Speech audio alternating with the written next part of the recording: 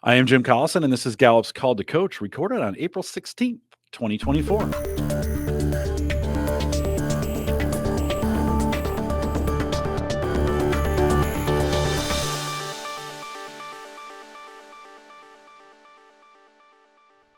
Call to Coach is a resource for those who want to help others discover and use their strengths. We have Gallup experts and independent strengths coaches share tactics, insights, and strategies to help coaches maximize the talent of individuals, teams, and organizations around the world. If you're listening live, we'd love to have your questions in chat. You can, if you're on LinkedIn, just drop it in below. On YouTube, it's going to be over on the right. If you're listening after the fact on the podcast or on YouTube, the recorded version of it, you can send us your questions. This email address really kind of works for everything. coaching@gallup.com. Don't forget to subscribe on your favorite podcast app or right there on YouTube so you never miss an episode. Amatoga Jeremie is my guest today. Amatoga is a leadership development consultant. Her CliftonStrengths top 5 are strategic, learner, connectedness, context, and positivity. Amatoga, it's always a great day to be with you. Welcome back to Call to Coach. Thank you so much, Jim. You know we have fun when we're together chatting. It's the best thing about Gallup at times is I feel like everybody's a best friend and you can just get together. Like we just have the best conversations. We were doing some GGSC coaches training the other day, and one of our practice teams was in folks from all over the U.S. We talk to each other every day, but you would have thought it was a high school class reunion. It was loud and we were yelling at each other and hugs all the time, right? And I felt we were in the room right next to the GGSC course I was going. I had to go a couple days later. I had to go to apologize, say sorry we were so loud, but that's kind of the relationships we have. It's been a while since we've seen you. Let's get a quick update on you. Tell us what you do for Gallup, what we pay you to do, some of the best parts of your role here at Gallup. Sure. I like to call it the 3 C's, what I do. So I'm a strengths coach, and I've been doing a lot of that lately, which is why this episode was top of mind. A lot of leadership coaching, helping leaders foster relationships on their teams, aiming that at performance. So lots of team coaching too. I also do a lot of work around our engagement survey, the Q12, and I actually just got out of an executive briefing for that, just helping leaders action on what they find in the results, because we love to collect, but really it's about the follow-up and what we're going to do about it. And I'm a course leader too. So you mentioned GGSC. I teach those too. I teach a lot of our strengths and engagement courses online and in person. But I love in person. Mm-hmm. It's the in-person vibe that gets me every single time. It's always good. I Yeah. always, whenever we have it on campus, and I always tell the instructor, I would love to teach one of these, but I don't think I have the stamina. I go so fast. I'd burn out in an hour. Like I'd just be exhausted. I just can't. I'm good for an hour. That's about it. Right. You need a webinar. You need Yeah. to do the That's strengths webinars. that's my call to coach exists. Right. Right. I'm only good for an hour. Why did you say you and I have been talking about doing something for a while, Mhm. and in the pre-show we were even talking about sometimes a hindrance to coaching leaders or to helping leaders is a little bit of imposter syndrome. You're younger and you're in this space and you're coaching and talking to leaders. Is that a scary proposition? And tell us why you're passionate about Yeah, this episode came out of my personal experience. Before I go in there, and I'm thinking about all the whys, like why me? Why am I having this conversation? Um, am I even well equipped to speak to these high-powered, talented individuals? Um, and I acknowledge that I'm young. A lot of these leaders are, they are older than me, from a different generation. And so when you think about mindset, even like the perspective that I'm coming in with, but one thing that we all have in common is we want to grow. That's number one. We found that in Gallup's research, right? We want to grow and develop, and leaders are no different. And I find that they all want to unlock their potential. What am I capable of? What do I need to watch out for? And as a strengths coach, I'm more than prepared to have a strengths conversation with anyone, it? especially leaders. But you asked why I'm passionate about it. Um, I coach individuals, I coach teams, But when you're a leader, especially when you steer an organization or you're responsible for an area of a business or an organization, um, your strengths, your values, the things that you need to watch out for, so those unproductive behaviors, they have a huge impact on people, on culture, on the team culture within the organization, and how you drive business, how you move the business, how you're seen um, outside. And I think it's the strengths coach can help leaders zoom out in Mhm, that way. mhm. When you think about leaders, do you think Mhm, about them maybe both from an intellectual or a head perspective and maybe an emotional or maybe from a heart perspective? mhm, Can you tell us a little bit about how you approach that both intellectually or with the brain mhm. versus emotionally with the heart? Absolutely. I think so. Our competitive advantage, I guess you could say, as a strengths coach, is we do have the ability with Gallup research to present the head and the heart. So I guess to Ken's comment, will they be open to what I have to say? We know that people who use their strengths are 3 times as likely to report having an excellent quality of life because they're using their strengths. We also know that in the workplace, they're 6 times as likely to be more engaged. But then when you're talking to executives, for example, so that level of leadership who are responsible for companies, organizations, Gallup also has the data showing that when people answer that they get to they have an opportunity to do what they do best every day, there's like 11% increase in profitability. So who doesn't want, who doesn't want their company to be profitable? And then there's like 30% reduction in turnover. So you want your talent to stay. So that's the power that strengths coaching has, the head and the heart. We can bring both. We can make those connections. We know from some of our data that the most disengaged units in the business today are the managers. Mm, They're getting hit from both sides. They're having incredibly difficult conversations in this remote space or this hybrid space or whatever we're going to call that at this point. It's kind of a mess, to be honest. Right now, as I talk to folks, a lot of folks are confused. They think they know what it is, but they're not exactly sure what's going on at the moment. And then, of course, there's a leadership. There may be a leadership vacuum at the top where their executive teams have moved on from leading them. They think they're leading the company. They're doing that okay, but they've stopped leading the leaders. How critical is it that as we think about managers and leaders in the organization, that they're also getting coaching and development, and maybe give me some areas that you're seeing that's working, or that you're seeing because you do this all the time. mhm. What are they asking for? Talk a little bit about that. Absolutely. I'll just start with the manager. So, a lot of us who become managers, or we call them people leaders now. So, anyone who leads people, um, somewhere in your career, you were a rock star, individual contributor. You were on a team, and someone came to you like you're and said, "You're so good at what you do. Have you considered being a manager?" And you're like, "Yeah, why not? I'll try it." But then, like, that's where it ended, right? So no one gave you the handbook on how to lead people successfully, how to inspire them, how to motivate them, how to get to know your people, um, how to get to know them in a way that motivates performance and high achievement. And so many managers are kind of roses in the concrete where they're great managers, but they were never coached or developed themselves. They weren't nurtured the way Mhm, that they needed.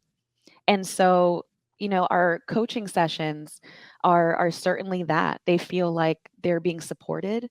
They get to ask the questions that they never felt comfortable asking, or they never felt that they could admit, like, I don't know how to do this. Like, how do I have a conversation that inspires my team? mhm. How do I get them to, like, get to know each other, to talk to each other, especially in this hybrid environment? Let's talk to those leaders for just a second, and I'll Sure. remind folks that are listening live, if you've got Mhm, questions, you can start throwing those in the chat room. We'll be taking those as well. mhm. Let's, Amatoga, think about this leader for a second Sure. who's just there. They might be out there on an island at the moment. They're getting hit from above and below, however you want to define that, or side to side. Mhm, Impossible. They're being asked to do the impossible. Um, how do they how do they start? Where do they start? Of course, we have CliftonStrengths, and so mhm, and they can some things they can start learning about themselves. But as you think about that, as you're getting to those managers, mhm, and we're talking to an audience of coaches and organizations who are thinking about this. Where's a good mhm. place to start? So, just like this episode is named, their legacy. I like to work backwards. So, I mean, I have high strategic, high connectedness. And so I'm thinking big picture. Like, I mean, it is years from now. It could be a year from now, but how do you want people to talk about your leadership? How do you want your leadership to be known? What kind of leader do you want to be?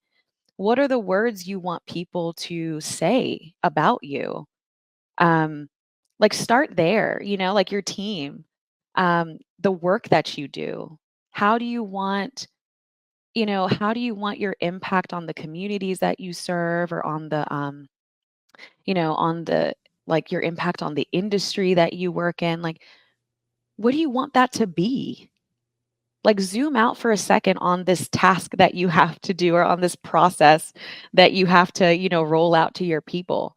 What kind of leader do you want to be? Yeah. Amatoga, that's a big question, right? I mean, how Yeah. do you so you ask somebody, Mhm. let's just pretend it's me for a second. Hey, Mhm. I'm 10 or 15 years out in my Yeah. career and I'm thinking about how do you, as a coach, how can you help me? What kind of questions can you use Mhm. to help me? Because if you just like, well, where do you want to be? And I'm like, well, I want to still be alive, Yeah. and I want to have good health Uh-huh. associated with it, right? So I've got some time doing that. And so how would you help me, or what kind of questions could we ask as a coach to Mhm. help us kind of start building some of that out, so to speak? Yeah.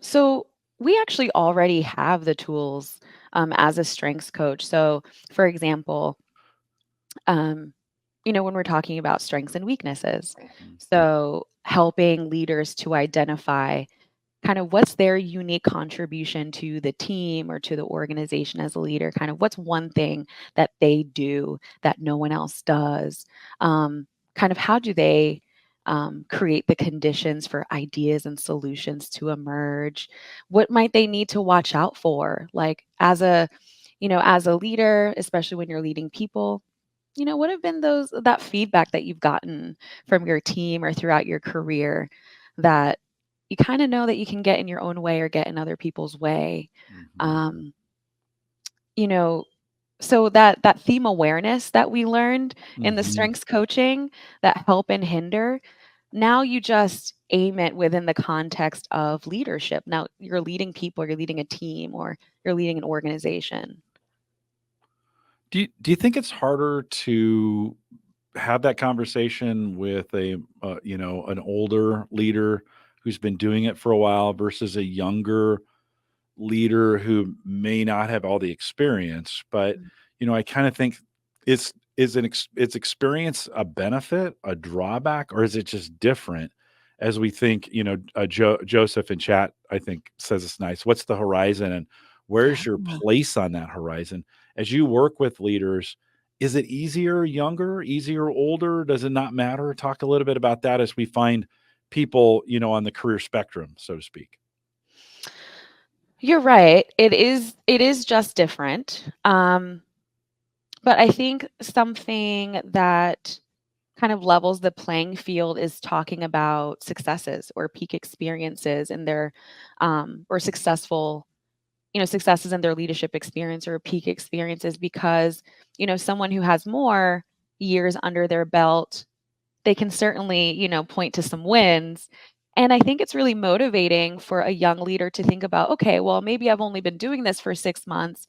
I think I did have a win. I think I did help my team in this way, or I did move the business in this way. And so As a coach, with that one powerful question that we ask, we can help them to spotlight their own talents and their best partnerships and allies, which every leader needs. Yeah.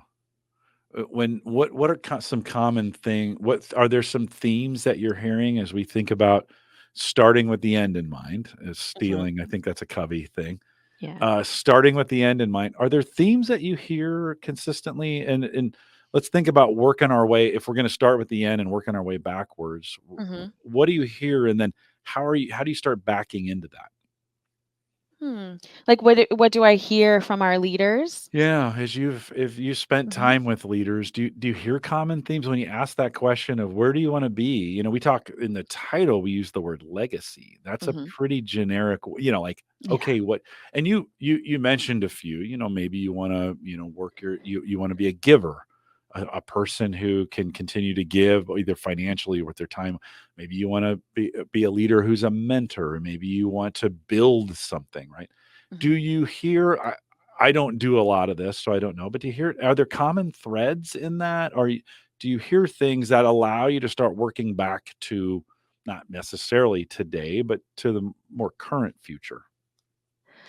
Actually, yes, and I'm not sure if people expect this answer, but I hear this one thing that I want my people to know that I care about them, Mm, and I'm not sure if I get that message across, which you think at that level, they'd be concerned about, I don't know, business outcomes, like productivity, but they're like, "No, I want to show care. I want them to know that I care about them as people, that I care about their growth, that, you know, whatever they're here for, whether it's to become a leader as well or whatever opportunities that they like to take advantage of, I want them to feel comfortable having that conversation with me and I want to make it happen for them." mhm, So that's actually a very common theme, and a lot of these leaders actually enjoy developing people. mm, They enjoy being mentors and coaches, and they just don't feel like they feel like with everything that's on their plate, they just don't have time to do it, but yeah, they want to yeah, because that's how they acknowledge that that's how they got to this place. mhm. Somebody did that for them. Yeah, and how do you work or how do when you're coaching leaders in this way, realizing there's more to be done than can possibly ever be done? To set some realistic expectations. I think younger leaders think they can do it, not knowing they actually can't, because leadership's an impossible task sometimes. Mhm. Older leaders know it's impossible, but know they need to keep at it. Right? It needs to be done, and there's no perfect place in this. But when you think about those leaders you're working with, and you get to that realization, that then what? So as a coach, we have to remind the leaders that they have teams, that they have a team Mhm. that supports them. So as a leader, you're simultaneously leading and you are also a member of a team, right? And so it's that balance. But remember that you have a team that's with you, that's behind you. You also have allies and partners that are within the organization and many times outside of the organization. So it's like so it behooves you to learn not only learn your strengths and learn what to watch out for, but to learn about the folks that work with you, that you collaborate with often, so that way you can lean on them, and that will give you more time. That will give you more time to grow and develop the folks you want to be, who want to be mentored and coached. When we think about building a legacy, Hmm. we think about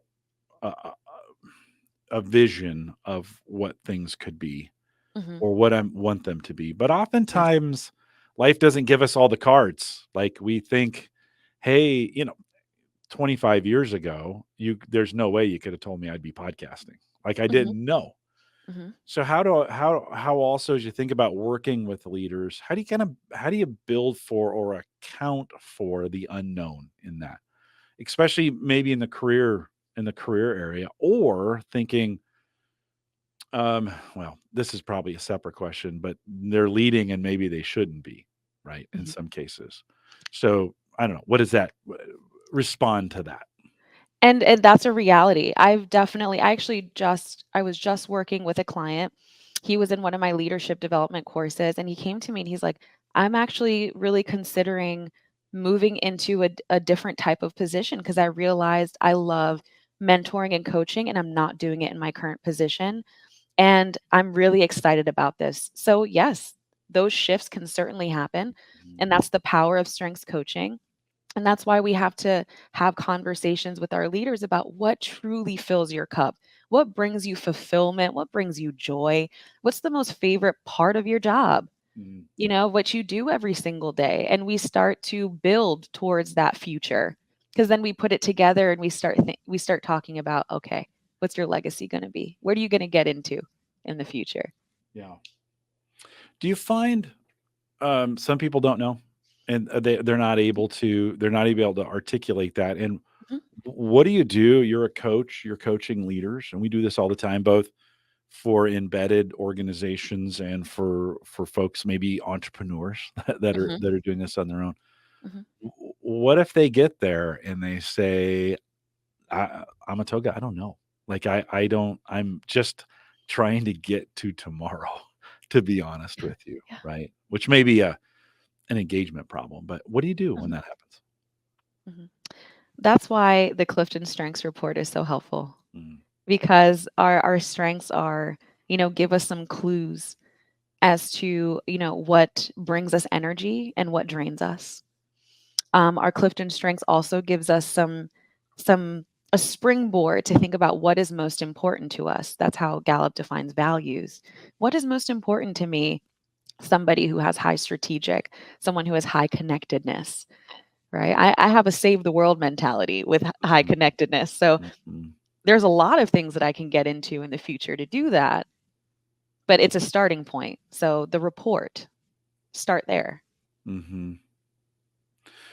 Coaches inside an organization seemingly might have the I think some people think, "Oh, you've got the easy job because you got a captive audience." Mhm, And yet it's just as difficult.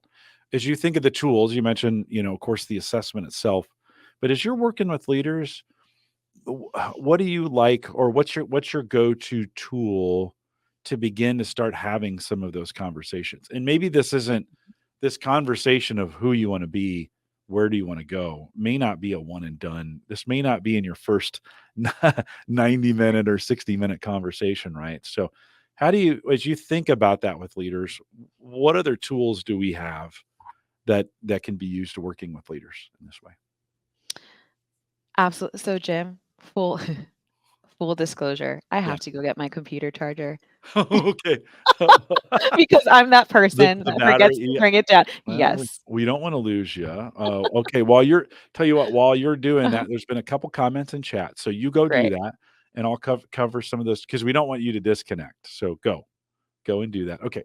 While she's out, there were a few things coming in the chat room, so let me cover those. First of all, thanks for, thanks for throwing the chat in. There had been one. Oh yeah, I'd mentioned how I don't like famous people, and Anna had said often treating someone famous like a regular person, ignoring the titles, awards, dollars, etc., is the best gift you can give someone as a coach. It's important to understand the pressures that they live with, and boy, I can't agree with you more. I often think of some of the pressures they're under socially, right? I mean, that's really where it manifests itself in a lot of ways. Is they can no longer have a public appearance, or when they go places, those appearances are filled with performance, however that fits in. And I think that it is important. And I do my best with working with famous people to just treat them like a regular person. By the way, not all of them want to, especially if they're newly famous. Sometimes they like being famous, right? And they have some demands in the way that works. Anyways, Anna, I appreciate that. And in Amatoga, you were fast on that charger. Good work. I have never moved so fast up and down stairs in my life. You're not even. You must be in good shape. You're not even out of breath. So good Listen, work. I try to do it all in one breath and give back. Mhm. Let's get Teresa's question in here. She asked, "Do you find that leaders often tell people what to do versus coaching their direct reports to think things through, recognizing that sometimes people have to be told some things?" As we think in this area, this is one of those really difficult things in leadership is knowing when to delegate and when to do and when to delegate, or when to delegate and when to tell, however you want to phrase that. And there's no right answer to that. I think sometimes the leadership gurus are like, well, if you would just listen, and yeah, listening is a technique, but sometimes we've got to we got to do some consultation. Hey, I actually need you to get this done, and it needs to be done fairly quickly. Can you do that right now? Type thing, right? So I don't know, Amatoga, respond to that question, or any thoughts on that, because that's the real challenge in leadership, I think. It is the real challenge, and I'm going to start with the response that leaders don't want to hear, and that's you will know. You It's a practice. First of all, delegation is a strategy, it's a practice. And it does take time because you need to think through whether, first of all, it's an invitation. So think about who you're inviting, to take on this task, and whether it would be easy for them because it's within an area of talent, or whether this is a growth opportunity, and whether it's even appropriate for an appropriate task to even delegate to this person, right? Or should it be you because you have the decision making authority and it's something that you're responsible for? So there's a whole strategy when it comes to delegating. But Teresa, to answer your question, that is something that as a coach we have to coach leaders to do, is to ask more questions. And I do my best to provide them with some coaching questions that they can practice with, um, to really understand what their people need, how to communicate, with their people, how to focus them, how to motivate them. And it requires that you ask questions. Not every interaction should be a status update or a directive.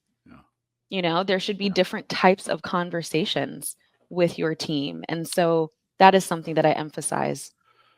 We have some materials here at Gallup around the 5 coaching Mhm. conversations. If you haven't seen that, you can just go on our site, just search that 5 coaching conversations, the idea of quick connect and developmental reviews, Right. and some of those, each with a different point. Mhm. When I first started working at Gallup, we had a team called Q Bank. They were the question bank. Now, they were the question bank for our Q12 assessment, which I'm going to talk about here in a second, but um, as you were saying that, I like this idea of empowering. As coaches, we're good at asking questions, but Right. empowering leaders to maybe have some go-to questions. The drawback to that is if you keep using those questions over and over and over with the same people, they catch on. So Absolutely. you got to keep it fresh, right? Mhm. But I like that idea of equipping leaders with some great questions based on who they're working with. This is where a coach, you can be helpful to say, Yes. "Hey, tell me a little bit about your team. Tell me about some of their struggles. Tell me some of the things they're asking you about." But Right. but to have some go to, and maybe even write them down. I mean, have a note on your computer or whatever that you Yeah. can pull them up, right? And say, Mhm. what are some good things I could just ask and then listen. I don't know. What do you think of that idea? Respond to that a little bit.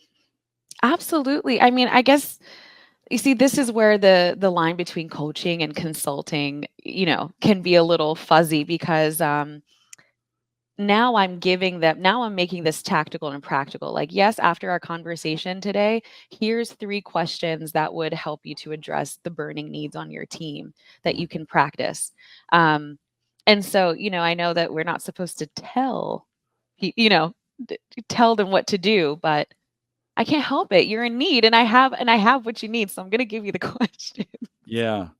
Well, Yeah. and yeah, that's the fine line oftentimes Uh-huh. is knowing, am I giving advice? Am I just saying my own experience? I live this role Right. all the time, I right? just ask. I Yeah. asked them. I said, Yeah. are you asking for, are you asking for a resource, or what are Yeah. you asking Yeah. for? Yeah. Whenever I'm in trouble. But I think, what leaders really want, they know most of the leaders I've met want to be a great leader. They Mm, do. yeah. They want to be a great leader. They want to ensure that their team or their organization is healthy, Mhm. that it's positive vibes. They want people to grow. It makes them feel good when people get promotions, when they're successful in their stretch opportunities, when they got to link people up and, foster a new relationship. Our leader, they love that. That fills their cup. So whatever Mhm. we can do as coaches to help them do that.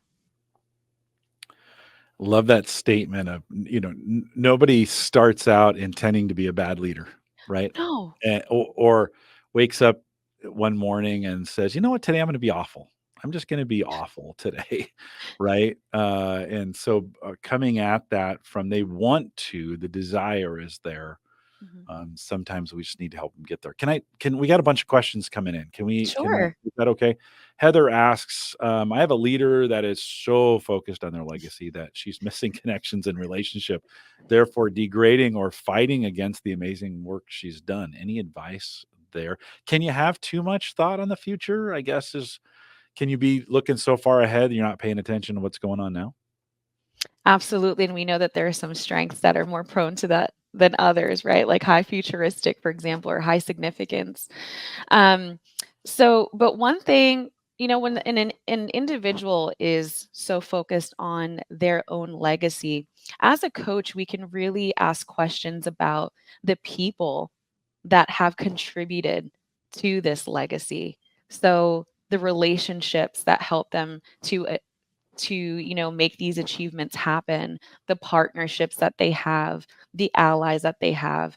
And so it ceases to become this like sole individual legacy and more of a we go from I to we.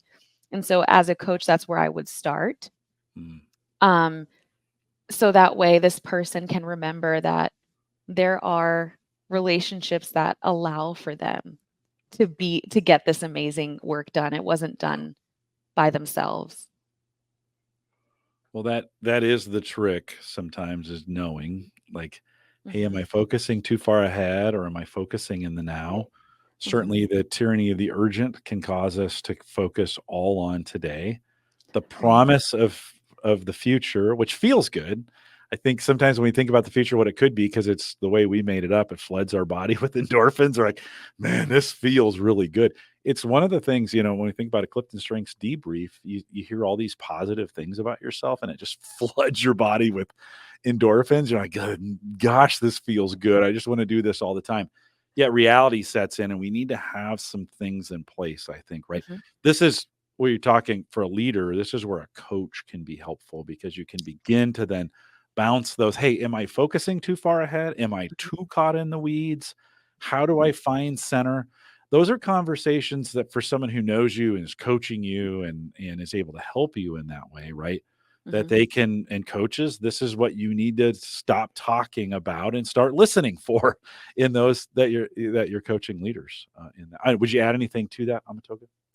Yes, I think, it's it's it's fruitful to ask questions that get them to talk about their I guess I would call it an orientation to time, but right? Are they more future oriented? Are they more in the present?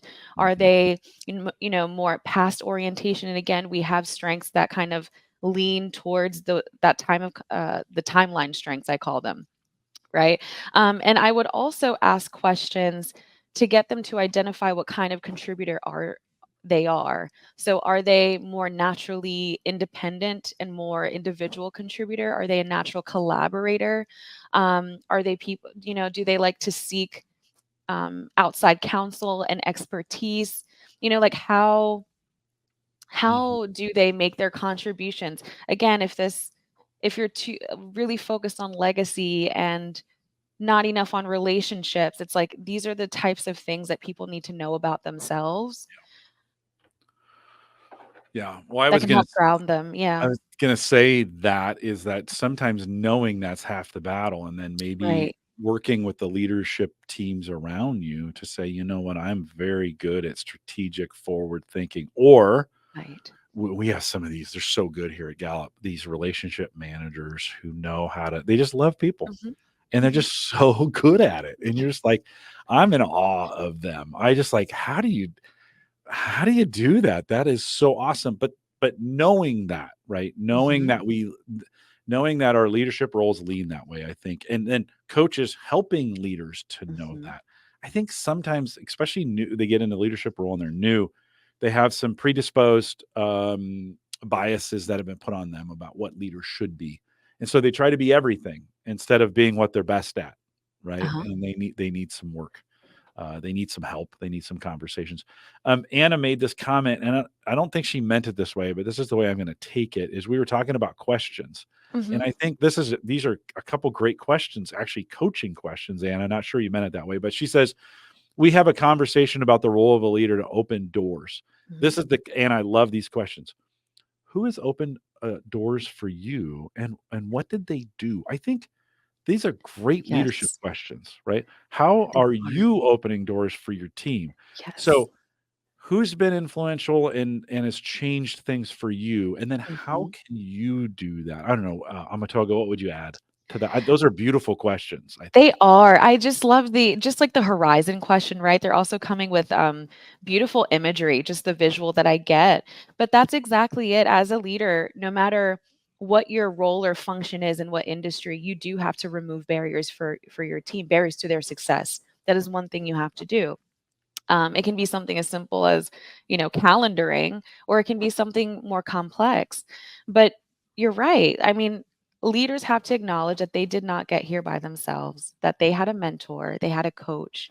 So, talking them through who is the best leader or the most influential, the most positive influence in your life, or who's the best manager you've ever had, best coach you've ever had. Again, those peak experiences to get them to identify those characteristics, but also how it's had a positive impact on them, how it's helped them to achieve. And so that way they can start to identify, okay, Mm. how do I do that? What's my leadership style? Like, how am I going to open the doors for my team? Jim, you said a word that's really important, need. So what do you need? Mhm. Yeah. So, in order to be the best leader you could be, what do you need in order to lead effectively? What do you need from your team? What do you need from the other leaders in your organization? What do you need? Yeah, I think early coach or early leaders feel like they just, we have this bring and need exercise. This Mhm. is what I bring. This is what I need. Super simple, right? Yes. Super simple. In fact, should be we should have that conversation a lot more often than we do. Uh-huh. Um, but I think early in leadership, we think it's all about bringing, and I Mhm. actually think the need part, because we skip it, we get empty. Well, we run our tanks empty, and Mhm. when you're empty, you can't do any of the bringing because you're empty on the needing. And I just think Mhm. there's some opportunity. Speaking of that, Ken had asked this question earlier. For those organizations that are using Q12, that's our engagement survey. If Okay. you're not familiar with that and listening live or on the recorded version of it, he says, "What tools do you rely upon to give strategies to leaders to increase their Q12?" Or let's add the word engagement, to increase the engagement of those that they're working with. Right off the top of your head, you get an engagement survey back, you've got some transparent listen, the engagement survey is not all about the leaders, but it's a lot about the leadership, right? Mhm. Mhm. Thoughts on Ken's question there as you think about tools that help to drive that engagement? Absolutely. My favorite tool, because it's the coach in me, it's the state of the team conversation outline. And what that is, it's like for each Q12 item, it has a set of coaching questions that leaders can ask their team to identify like the underlying need or the underlying issue. So, for example, you know, if if the team is saying like, I just don't have what I need to do my job. So under that item, you could ask, the leader could ask, well, what's the most essential tools or materials for your job? What is currently distracting you from being productive or from getting your work done? Um, so each item has a set of coaching questions, and it's phenomenal because it gets leaders to practice asking questions rather than giving directives. Yeah. You listen, you use the word practice, and I don't think Practice, we yes. use that term enough, Uh, in our leadership. Like, mhm, I think most leaders expect, "Hey, I've been put in a leadership role, I should Mhm. just know how. And there are some skills Mhm. like asking questions or having a good question bank Mhm. or having or being able to lead in a conversation Mhm. or know when it's the right time for a conversation. The only way to get there is reps. You just Mhm. got to do it. You just got to go out and you got to try some things and do some stuff. This tool that you're talking about Mhm. just gives you some it takes some of the pressure off of having to make it up yourself Of course. and then just practice, right? Mhm. That's a pretty nice so I love that answer for folks working with us in a Q12 administration. We'll make those tools. We have those tools available for you. And Mhm. of course, a great way to do that. Let's wrap this up with one final question. I'm going to ask you, Amatoga, some final thoughts. But Sure. Teresa asked this question. This is a hard one, by the way. Mhm. Transitions in organizations are really difficult, especially when they involve a riff, right? Mhm. What would you suggest coaches? What would you suggest coach the leader to be comfortable after a riff in being transparent? You know, during when folks are being let go, when there's a reduction in force, which is what that stands for, Mhm. there's a lot of mistrust in the organization. I just recently I heard a story about one time in an organization someone was let go, and it was an open concept area, and so they to get everybody out of the room, they bought the team donuts and said, "Hey, we have donuts available for you in the conference room." Well, what do you think the next time they bought donuts in, people thought, "Oh, somebody's gonna be," right? I mean, Right. so you have to be really, really aware of what you're Mhm. doing there. But thoughts on that question about transparency and trust? Mhm. Transparency and trust. And really and it's really about how do we a coach has to help the leader identify like how they deliver bad news um that results in emotionally charged situations. So like that's really the coaching. So naturally, how do you do this? We need to start there, and you also need to recognize what people need. So going back to the four needs of followers, this is a huge change. This can be disruptive to people's lives, their families. And so um as a coach, we have to have a conversation about, okay, stability. How do you, as a leader, what strengths do you have that provide stability for people in turbulent times? And what are some things that you can do and you can say that actually, Mm, kind of disrupt that or bring a little chaos, yeah. um, basically? But also, in how do you build trust? What strengths do you have that build trust? How do you break them? How do you break trust? The things that you say or do, and really talking about showing care. We can show care and still be honest and transparent about this. Rifts happen all the time, but that doesn't make it any easier to deal with because as humans, we think about am I still going to be able to care for my family, pay my bills, live my lifestyle? How all the things that come with that. And so, as a coach, we have to help the leader comb through that. In our book, Strengths Based Leadership, we talk about those four needs. We say in the book, four needs of followers. I've Mhm. changed the wording on that to be the four needs of everyone because everybody needs these things. But we talk about trust, stability, compassion, and hope. And I Mhm. think, Teresa, in that question, in an organization, any organization that's been through loss like that, and everybody's looking around. Am I next? What's going on? Right. How is this going to work? I Mhm. think from a leadership perspective, you really need to focus on those four items and have what does it mean? What does it mean to gain trust back? What does it mean to have compassion in Mhm. these situations? What stability look like? Right now, I think those first three lead to hope. Hope is a response to those three things. Mhm. Because when people are hopeful, they'll do anything when there's hope. I mean, they'll jump through fire and walk on nails and Mhm. work all kinds of crazy hours, which they're going to need some time off afterwards for that. But they'll do anything when they're hopeful, right? And so there's just that Amatoga, what I've really appreciated about our time together today is you really walked us through starting this legacy with what's on the horizon. And then we kind of worked our way back thinking through like what are some shorter term things we can do as Mhm. leaders. And then at the end, we talked about today, what's very tactical, having a good bank of questions, thinking through those four needs of everyone, Mhm. having some insight. And I think it all starts with a coach, right? It all starts with leaders getting someone to help them on this journey. Amatoga, as we wrap it up, your final thoughts on this? Do you want to put a bow on this for me? Yeah, it just takes one powerful question. It Mm. just starts with one well-crafted, powerful question that makes the leader go, "Huh,